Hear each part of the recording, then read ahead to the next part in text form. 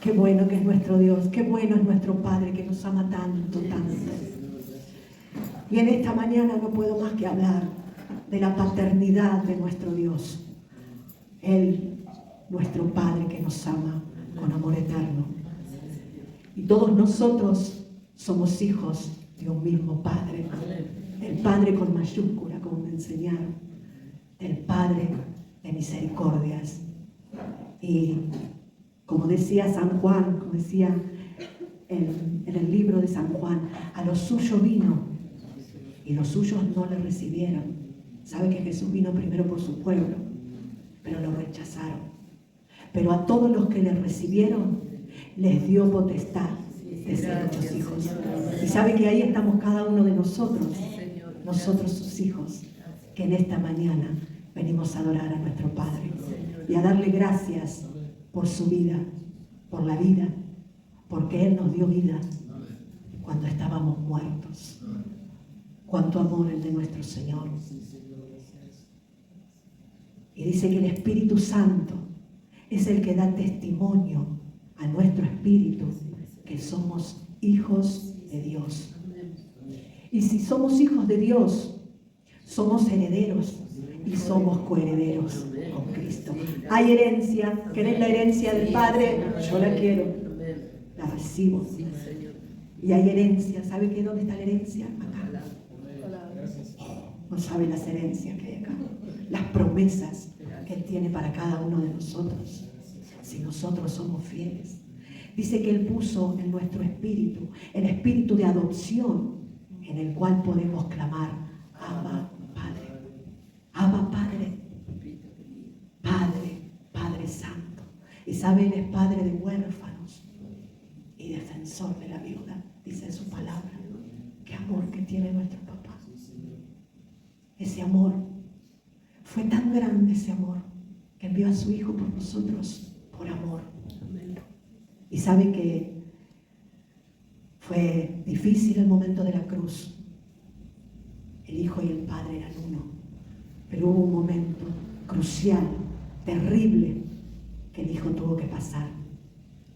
Y se dice que el Padre tuvo que dar la espalda. Pero era necesario. Porque gracias a eso, hoy nosotros estamos en este lugar. Porque fue por amor. Porque el Padre nos amó. ¿Y qué relación tenía Jesús con su papá, el Hijo con el Padre? Y hay tantas enseñanzas de Jesús. Como decía Mari, cuando Jesús levantó los 5 panes y 2 peces, ¿sabe qué hizo Jesús? Levantó los ojos al cielo y dijo: gracias, Padre, gracias, Padre. Y cuando Él dijo gracias, Padre, vino el milagro de la multiplicación. Y cuando murió Lázaro, dice que Jesús estaba ahí, en la tumba de Lázaro. ¿Y qué hizo Jesús, su Hijo? Alzó los ojos al cielo. ¿Y qué dijo? Gracias, Padre, porque yo sé que siempre me escuchas. El Padre siempre nos escucha. ¿Y sabe qué hizo Jesús? Le dijo a Lázaro: sal fuera. Y Lázaro volvió a vivir. Y sabe, la relación era tan profunda. Y podríamos decir: bueno, era el Hijo de Dios. Pero Jesús fue perfecto hombre acá en la tierra. Y nos dejó ese ejemplo para que nosotros podamos tener esa relación de padres e hijos. De hijos con el Padre. Qué bueno. Y el Padre amaba tanto a su Hijo que Él decía: este es mi Hijo amado, en Él tengo complacencia, a Él oíd. Qué relación, ¿no? Qué bueno que nosotros podamos tener esa relación. Y también hay tantos ejemplos. Podríamos hablar de Abraham. Abraham que caminó con Dios.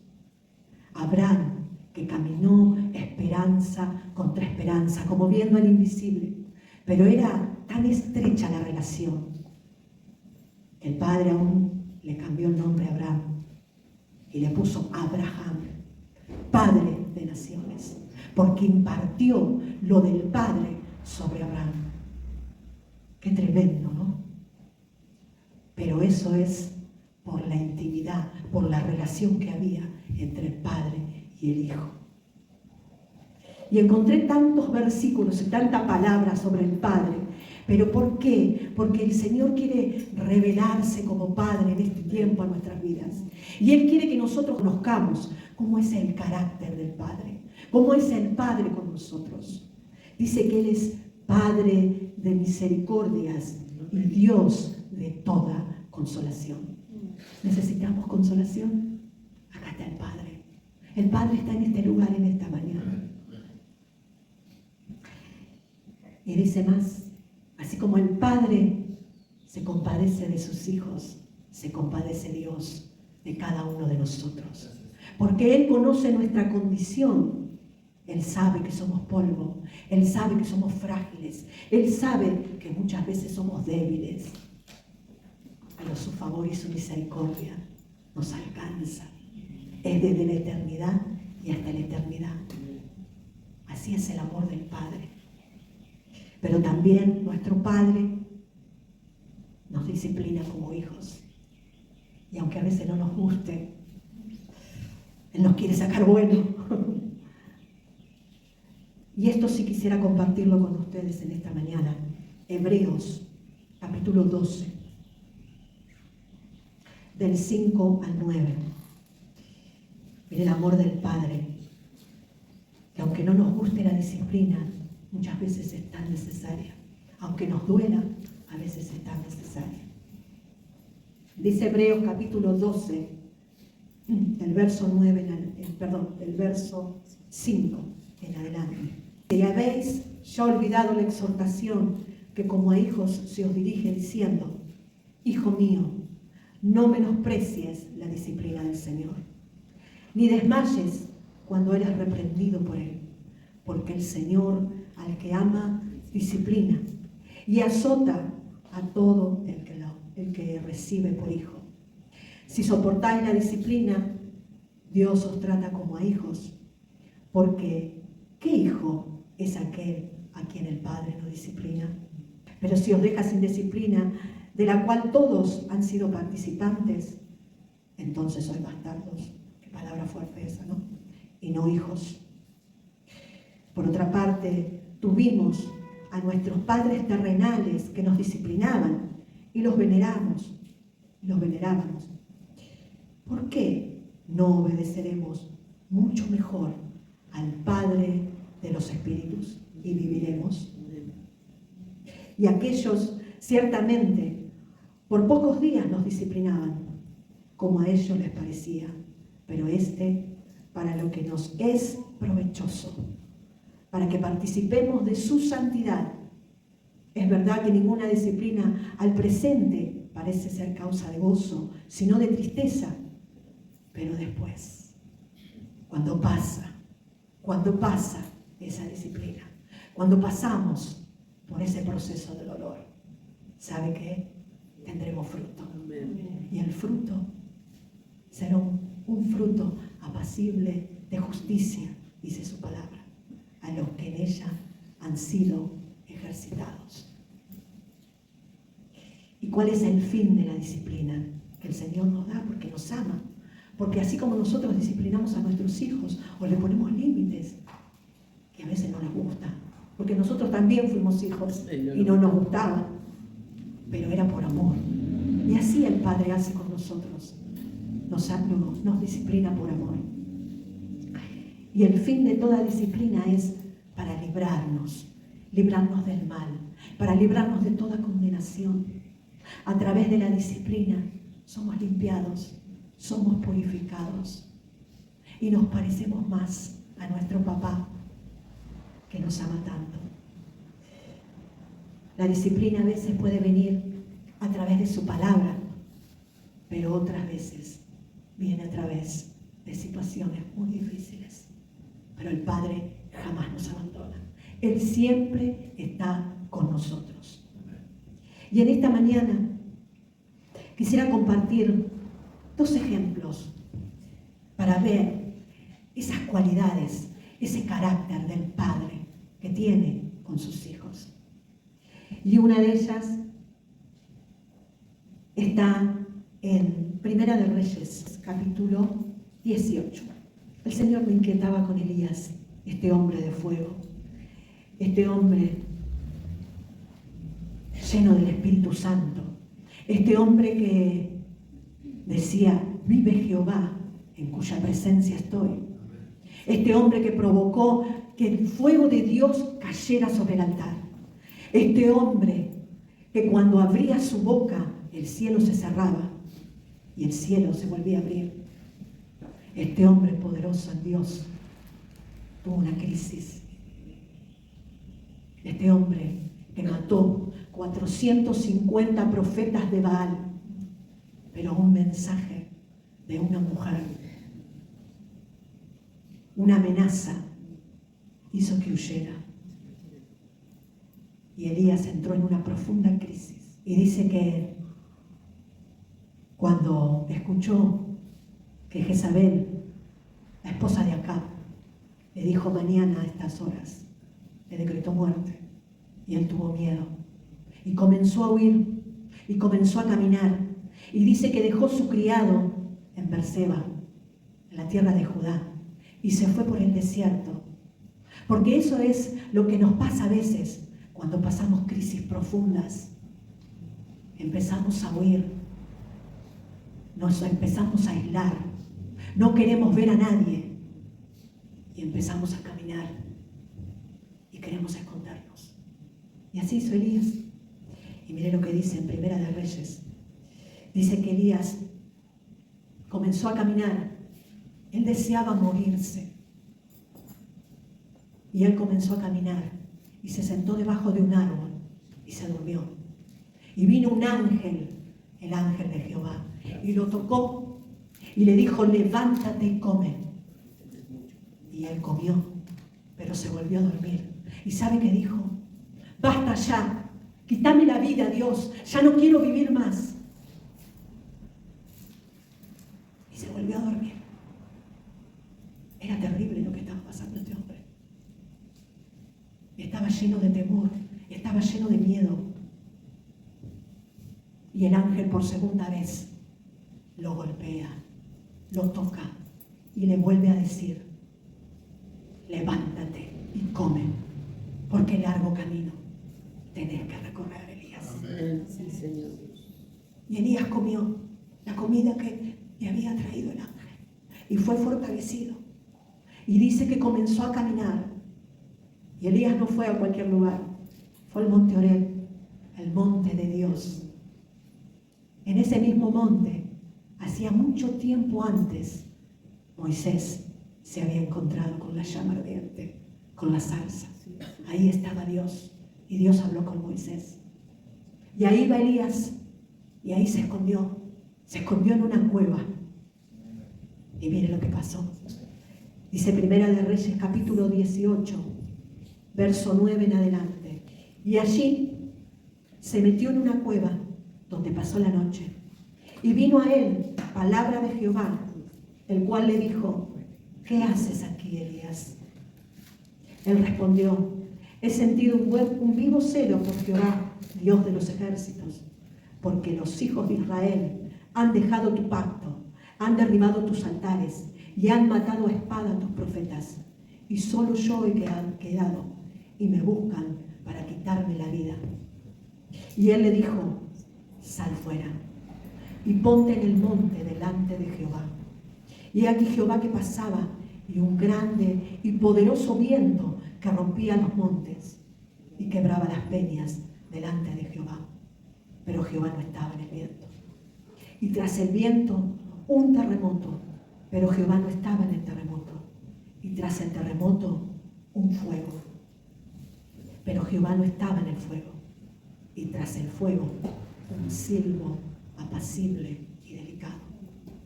Y cuando lo oyó Elías, cubrió su rostro con su manto y salió y se puso a la puerta de la cueva. Y aquí vino a él una voz diciendo, ¿qué haces aquí, Elías? Y él volvió a argumentar lo mismo. He tenido un vivo celo, han matado tus profetas, me quieren matar. El mismo argumento. ¿Y sabe Dios qué le dijo? Versículo 15. Y le dijo Jehová, ve, vuélvete por tu camino. Por el desierto de Damasco y llegarás, y ungirás a Hazael por rey de Siria, y a Jehú, hijo de Minsi, ungirás por rey sobre Israel. Y a Eliseo, hijo de Safat, de Abel Meloam, ungirás para que sea profeta en tu lugar. ¿Y sabe qué me impactó? Elías estaba en la cueva y Jesús, el Dios Todopoderoso, el Dios de poder, el Padre, le dijo, ¿qué haces aquí, Elías? ¿Qué estás haciendo escondido? Y dice que Dios se movía por el fuego, pero Dios no estaba ahí. Había un viento recio, como en el Pentecostés, pero Dios no estaba ahí en ese momento. Elías lo conocía a Dios por fuego, pero el fuego no estaba ahí Dios. ¿Sabe? Dios estaba en el silbo apacible y delicado. Y eso me impactó. La voz de Dios, delicada y suave, diciéndole a Elías, ¿qué haces aquí? ¿Sabe qué era? La voz paternal de Dios. Y la voz paternal de Dios nos dice en esta mañana a nosotros, ¿qué haces aquí? No te escondas de mi presencia. Yo me encargo de las amenazas. ¿Cuál es la amenaza? Un diagnóstico es la amenaza. Una carta documento es la amenaza. ¿Qué es la amenaza? Dios se encarga de eso. Él nos dice, sal de la cueva. No te quedes a mitad de camino, porque hay un camino que recorrer. Como se decía al comienzo, hay propósitos que cumplir. Y el Señor tiene propósitos con cada uno de nosotros. Y el Señor nos dice en este día, no nos aislemos, no nos metamos en la cueva, no nos encerremos. La voz paternal de Dios nos dice en esta mañana, yo estoy con cada uno de vosotros. El Señor está con nosotros. Y Él nos dice, no te quedes en la mitad de camino, porque largo camino aún nos resta. La voz del Padre. Ese es nuestro Padre que nos ama tanto. Y hay otro ejemplo, y no podemos más que hablar, que el hijo pródigo, el hijo menor. Y este hijo menor dice que un día le pide al padre la herencia. Dame la herencia que me corresponde, le dice el hijo menor al padre. Y el padre se lo otorga. Y este hijo dice que se va lejos. Se va lejos, se va a otra provincia. Se separó del padre. Rompió ese vínculo entre padre e hijo. Separándose, yéndose de la casa del padre. Y dice que llevó sus bienes y comenzó a desperdiciar lo que el padre le había dado. Y malgastó su vida, pero dice que al tiempo vino hambre en aquella tierra donde estaba su hijo. Y era tanto el hambre que había que este hijo fue a cuidar cerdos. Y él deseaba comer la comida de los cerdos. Era tan extremo el hambre que había. Pero un día este hijo volvió en sí. Y me conmueve el amor del Padre. Y el hijo cuando volvió en sí, mire lo que dice en Lucas 15, versículo 17 en adelante. Y volviendo en sí, dijo, ¿cuántos jornaleros en la casa de mi Padre tienen abundancia de pan? Y yo aquí perezco de hambre. Me levantaré e iré a mi Padre. Y le diré, Padre, he pecado contra el cielo y contra ti. Ya no soy digno de ser llamado tu hijo. Hazme como uno de tus jornaleros. Y levantándose, vino al Padre. Y mira el Padre. Y cuando aún estaba lejos, Lo vio el Padre. El Padre nos ve de lejos. El Padre nos reconoce. El Padre sabe de nuestras vidas. El Padre no es ajeno. El Padre lo conoce todo. Dice que el Padre lo vio de lejos y fue movido a misericordia. Y miren lo que hizo el Padre. Corrió. No se quedó parado hasta que venga el Hijo. El amor del Padre. El Padre corrió. Y dice que corrió y se echó sobre su cuello y lo besó. El Hijo le dijo: Padre, he pecado contra el cielo y contra ti. Ya no soy digno de ser llamado tu Hijo. Pero el Padre dijo a sus siervos: sacad el mejor vestido y vestidle, y poned un anillo en su mano y calzado en sus pies, y traed el becerro gordo y matadlo, y comamos y hagamos fiesta. Porque este mi hijo muerto era y ha revivido, se había perdido y es hallado. Y comenzaron a regocijarse. Cuánto amor es del Padre. Pero dice que el Hijo volvió en sí. Y mire la actitud del Padre. El Padre fue movido a misericordia. El Padre lo rodeó en sus brazos, como se decía hoy. El Padre nos abraza porque nos ama con amor eterno. El abrazo del Padre, el abrazo de su misericordia, de su amor, en esta mañana está aquí. Y Él quiere abrazarnos. Mire qué hizo el Padre.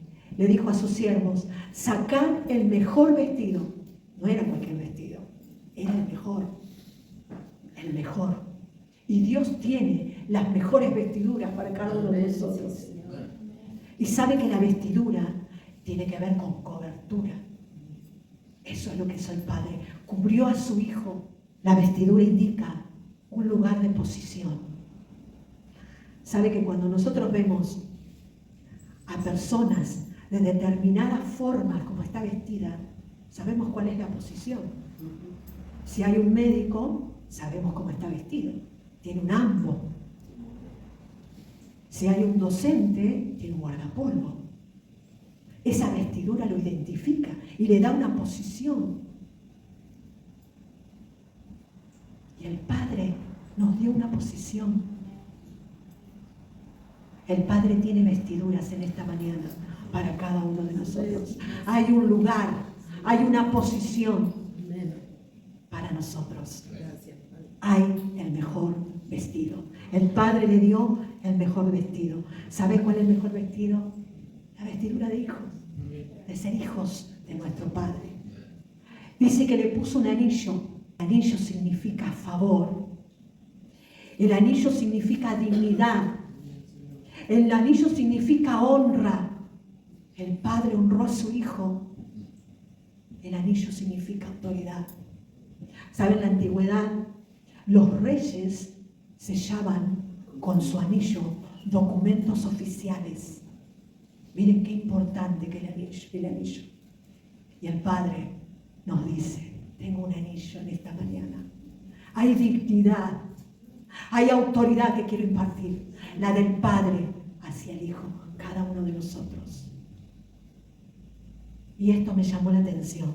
Dice que le puso calzado en sus pies. Y en los tiempos de Israel se dice, eso está registrado en la Biblia también, como referencia si lo quiere anotar, está en Ruth 4. Dice que en los tiempos de Israel, para demostrar que se había llevado a cabo un rescate o una transacción, dice que uno se quitaba el calzado y se lo daba al otro. ¿Sabe qué simbolizaba? El derecho a la propiedad. Y eso es lo que hizo vos cuando redimió a Ruth. Le dijo: tenés derecho, tenés herencia. Y el Señor nos dice en esta mañana: tenés herencia, hay herencia, hay derecho, tenés derecho. El hijo menor lo había perdido todo y no tenía derecho a nada, pero el Padre lo redimió y le puso calzado. ¡Cuán bueno es nuestro Dios! Ese es nuestro Padre, que aunque nos equivocamos, que aunque quizás muchas veces somos atraídos por otras cosas y nos alejamos de nuestro Padre, el que nos ama, y estamos distraídos por ahí y nos separamos de Él y dejamos de tener comunión con nuestro Padre. Pero este Hijo volvió en sí. Que podamos volver en sí y volvernos a nuestro Padre. Porque sabe una cosa, nuestro Padre nos está esperando con los brazos abiertos. Porque Él nos ama con amor eterno.